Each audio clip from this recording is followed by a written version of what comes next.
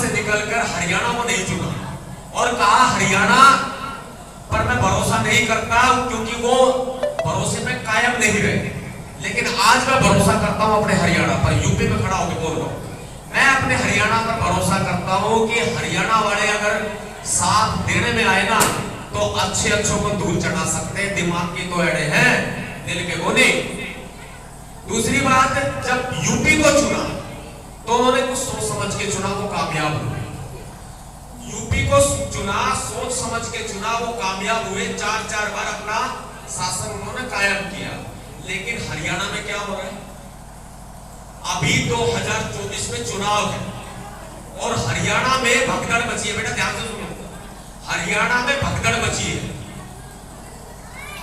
लोग बाग अलग अलग मनुवादी पार्टियों में जा रहे हैं, मनुवादी पार्टियों में धोख मार रहे हैं, सदस्यता ले रहे हैं, पद ले रहे हैं और उनको मलाई दिखाई दे रही है। उनको यह दिखाई दे रहा है कि उनकी सरकार दिल्ली में बनी, फिर पंजाब में बनी, फिर उसके बाद में वो हरियाणा में भी सरकार बना लेंगे। और स्वार्थी लोग, लालची लोग, जिन्हें मिशन से कोई मतलब नहीं है, उनमें भगदड़ मची हुई है। वे लोग उन पार्टियों में, उन राजनीतिक दलों में दौड़े चले जा रहे हैं, भागे चले जा रहे हैं। आप देख रहे हैं। लेकिन हम ये बात सोचते हैं, पूछते हैं, कहते हैं, क्या स्वार्थ, क्या लालच, क्या यही मिशन है? अगर यही मिशन है तो हम हरियाणा को विकल्प देने के लिए तैयार हैं। ध्यान रखना, यूपी के लिए हम बहुत बड़ी बात करते हैं। 4-4 बार मान्यवर साहब काशीराम जी ने शासन की बागडोर दी आप लोगों के हाथ में। लेकिन भीमसेना वाले हैं जो कहते हैं वो पूरा करते हैं। हमारा लक्ष्य, अंतिम लक्ष्य इस बहुजन समाज को हुक्मरान बनाना है, था, है और रहेगा। बड़ी बात, बड़ी बात, हुक्मरान ऐसे नहीं बनते हैं। यूपी की जिम्मेदारी तो हमारे साथी संभाल रहे हैं, हमारे बड़े भी संभाल रहे हैं, हमारे अपने भी संभाल रहे हैं। लेकिन बात बता देते हैं, यूपी को छेड़ेंगे नहीं, यूपी को छेड़ेंगे नहीं, लेकिन राजस्थान और हरियाणा छोड़ेंगे नहीं। कितने मनुवादी पार्टी में भाग रहे ना, भाग रहे लोग, विकल्प देंगे हरियाणा को, बड़ा विकल्प देंगे। ऐसा विकल्प देंगे हरियाणा को कि ये मनुवादी पार्टियां जो बारी बारी से मिल करके बीजेपी के रूप में, कांग्रेस के रूप में, आम आदमी के रूप में जो हमारा शोषण कर रहे हैं ना, इन्हें अफगानिस्तान पार यूरेशिया भेज दूंगा।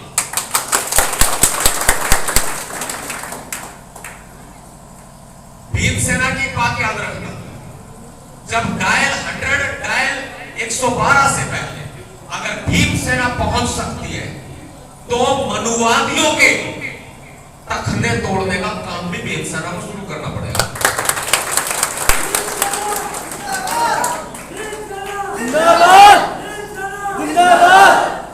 और सुनो, सीधी बात है, लातों के भूत बातों से नहीं मानते, नहीं मानते ना। पुलिस के पास हथियार क्यों है? क्योंकि लातों के भूत बातों से नहीं मानते। आर्मी के पास, देश की सेना के पास हथियार क्यों है? क्योंकि आप बोलो ना, लातों के भूत, लातों की भूत बातों से नहीं मानते, नहीं मानते। जब इनके हाथ में हथियार है तो हम भी किसी से कम नहीं है। याद रखना, इंटरनेशनल बात कह दूं उसके बाद मैं विदा चाहूंगा, क्योंकि समय की दरकार है। अभी आगे की फ्लाइट है तो इसलिए निकलना बहुत जरूरी है।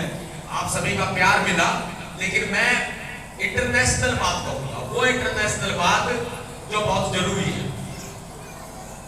दुनिया की सबसे खतरनाक सेना किस देश की मानी जाती है, पता है? बताओ, किसी को पता है तो? USA, America. और भाई क्यों मानी जाती है? कोई ज्यादा बड़ा नहीं है यूएसए, लेकिन फिर भी वो संयुक्त राज्य अमेरिका है, यूनाइटेड स्टेट्स है। वो सुपर पावर है वो। उसी अमेरिका ने नागासाकी और हिरोशिमा पर परमाणु बम गिराया था, याद है? पढ़ा है, बच्चों ने पढ़ा होगा। इसलिए वो सुपर पावर माना जाता है। तभी तो कहते हैं अब, अरे लातों के भूत बातों से नहीं मानते, एक आधा परमाणु बम इस योगी के ऊपर भी गिराना पड़ेगा।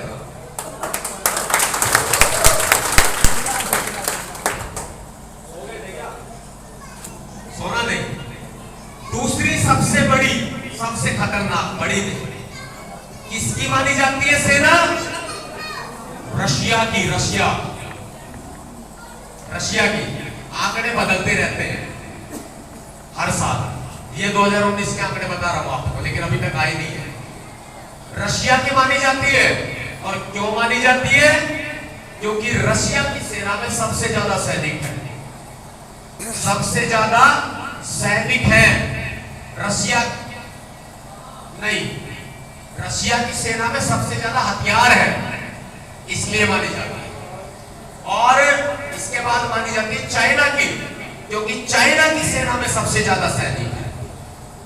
अब किसी की मानी जा रही है परमाणु बम से, किसी की मानी जा रही है सबसे ज्यादा हथियारों से, गोला बारूद से, किसी की सेना खतरनाक मानी जा रही है तो सबसे ज्यादा सैनिकों के दम पर।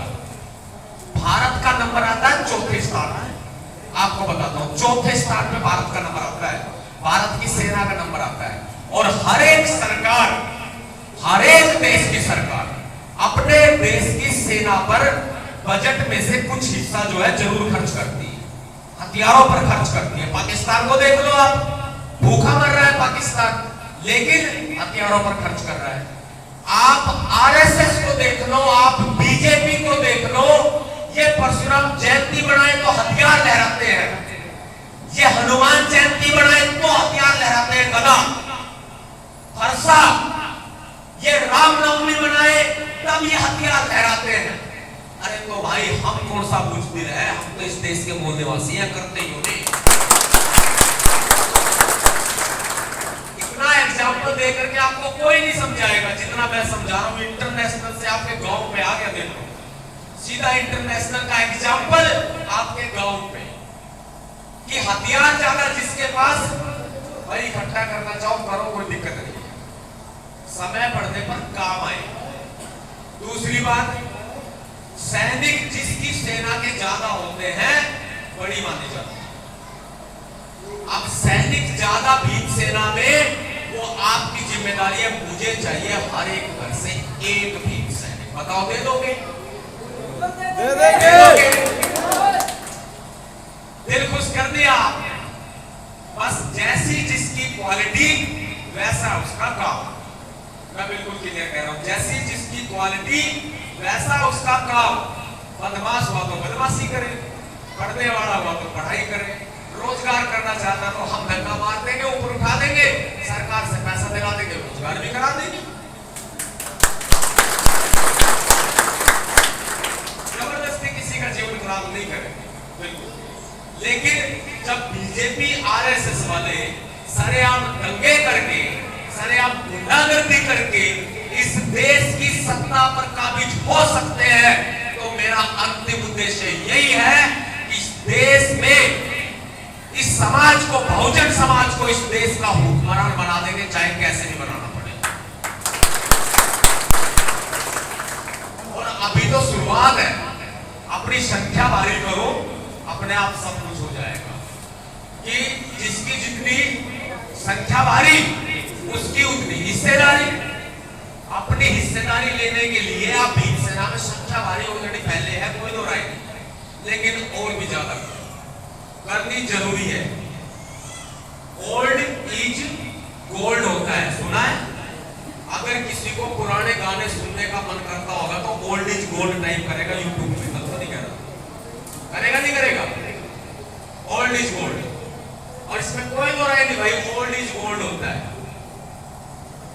2016 में सपना चौधरी वाला केस हुआ था, याद है आपको? नहीं है? याद है। जब एक नचनिया को हमने नाक रगड़वा दी, तो ओल्ड इज गोल्ड है कि नहीं है?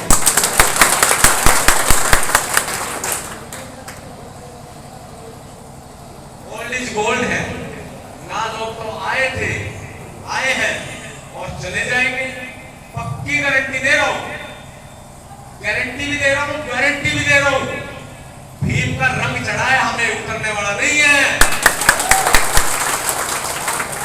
सबके चढ़ा दूंगा नीला रंग, भीम का रंग। कोई वॉशिंग पाउडर पहना नहीं हो ऐसा जो उसको धो दे। और रही बात बीजेपी की, रही बात आरएसएस की, रही बात हिंदू युवा वाहिनी की, रही